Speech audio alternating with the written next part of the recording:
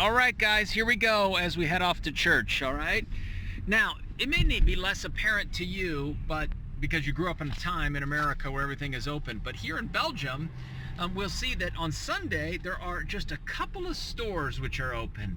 And, you will remember that that's your basic Home Depot, and this is your Kroger, basically. And those are the two stores which are open in this day and age.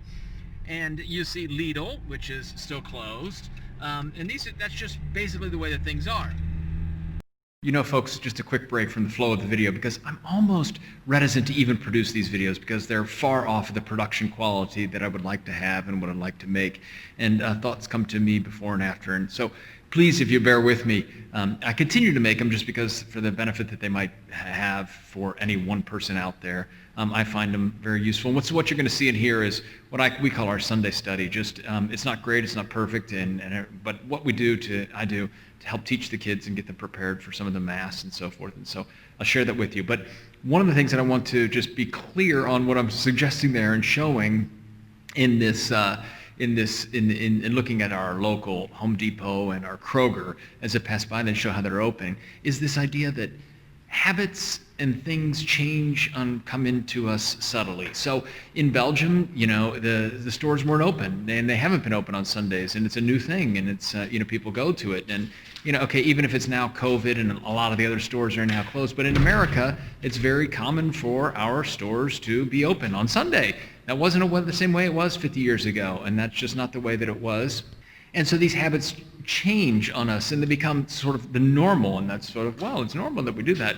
Just because something's normal doesn't necessarily mean it's good. And so if we would wind this clock back, and so what you're going to see in this video is how, it's normal that we just go about and pursue our life and go about our normal daily activities, and we forget the whole purpose of here and what we are and where we are in the grand scheme of things. And we're at the grand scheme of things. We're at the beginning of the church's liturgical year. We're at the first Sunday of Advent. This is the New Year. Happy New Year to you all.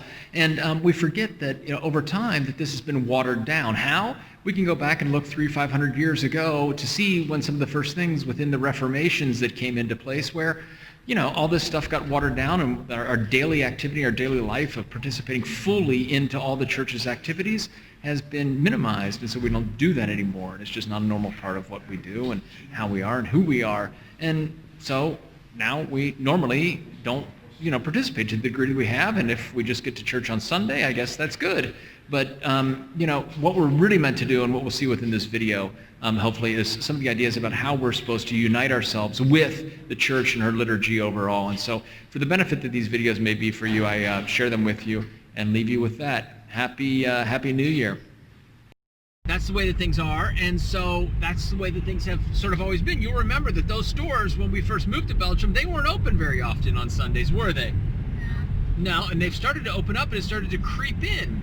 Now, if we look at this, we see that over time and way back when, changes have been creeping into our society. It seeped into America. They did the same thing back in the 60s and so forth, where the preservation of Sunday wasn't so strong. But way, way, way back when, at the Protestant Reformation, it used to be such that the Mass and everything that we did, and there were so many holidays throughout the year, that's what everything was all about.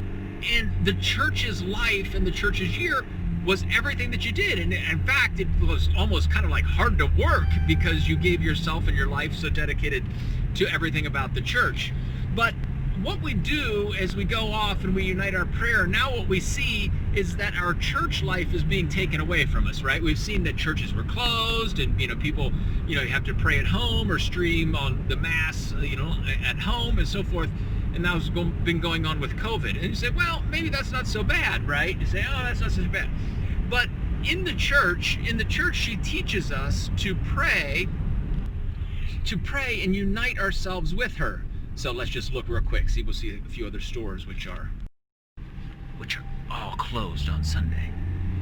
See, even the McDonald's type of thing is closed on Sunday. So the church teaches us to unite our prayers with her, like the Our Father. It's our Father, not my Father. It's our Father, and forgive us our trespasses. We unite in prayer with her. Now, There's some people, that might want to change the words of the Our Father. Did you know there's certain people that are trying to change the words of the Our Father? Who gave us the Our Father? Jesus. God himself gave us the Our Father. So you think it'd be interesting to change the words of the Our Father? Think that'd be a wise thing to do? Well, some people believe that there is. In fact, he's really high up in the church, actually. But anyways, we'll skip over that. But because the point is that we unite, and the reason that things are there is we unite our prayers with our Father and with the church. And there's a lot to doing something together in community within the church. So you guys will know that I read this book all the time, right? The liturgical year. And through the course of reading that liturgical year, that book, did you know what? It helps map our prayers and unite our prayer with the church. Now, that's not to say that prayer alone, prayer by ourselves, and all these other...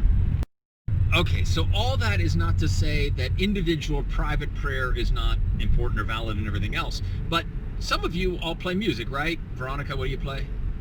Okay, and it's one thing to pray your piano by yourself alone, right? And some of you do sports. Mateo back there, what do? You do pole vault. So it's nice to do our own private things in practice, but it's not the same as when we take them on the road and we go and unite that activity and unite that prayer with a bigger group and a bigger audience, right? So yes, you need to practice your golf game, but when you elevate your things up to higher levels, you get them involved in a bigger, broader, open community of people who all share the same belief and same structure and same joy that you have for that activity, right? Right? Does that make sense, guys?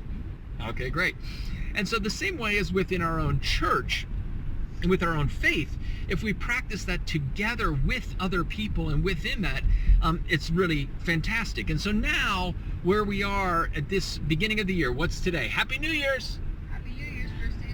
Happy first day of the church's new year. So we can follow along in the church's year and everything that she's doing to bring with us within the church, and we can match that forward. Now again, a lot of this was put together on the sideways during the Protestant Reformation. The Protestant Reformation did away with a lot of the higher, more elevated forms of worship in together in community, and put those by the sidelines, and we got into this more individual private prayer, which for the reasons that I just said, is it's not as elevated as private prayer is not as elevated as a public group and community offering within the church's year. So let's see about uniting ourselves in prayer. We're going to go down and find a church here in Brussels that happens to be open. All the other churches around Europe are opening back up this weekend, and so we're going to go find one here in Europe that's open. So with that, there's your Sunday study for the day, 5 minutes to have learned something about uniting your prayer with the church. Okay?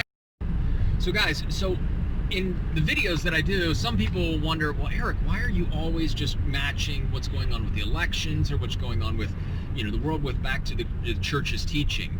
And in this Gospel Sunday, you're going to hear the story that it is now the hour for us to wake from our sleep, for now your salvation is at hand. You will know that gospel, and you will have heard that epistle story, and what do we do? And so I'll unite that exactly with what's going on within the elections and everything else. Why? Because we need to unite our life, everything that we do, with the process of the church, and see that within the grand and bigger eternal aspect, rather than just passing life, going to Mr. Bricolage and to Intermarché and just passing in the world. No, what we're doing is everything that we're doing is within the grand scheme of the church's year, her liturgical year, and everything that we do that's happening around this earth. There's no coincidence. Everything happens. There's always a motive for things that happen and why they go on. So there we are, and we're just matching ourselves with the church's year and everything that she does as we go down here and celebrate the first Sunday of Advent. Okay? Can we say goodbye, Veronica? Bye.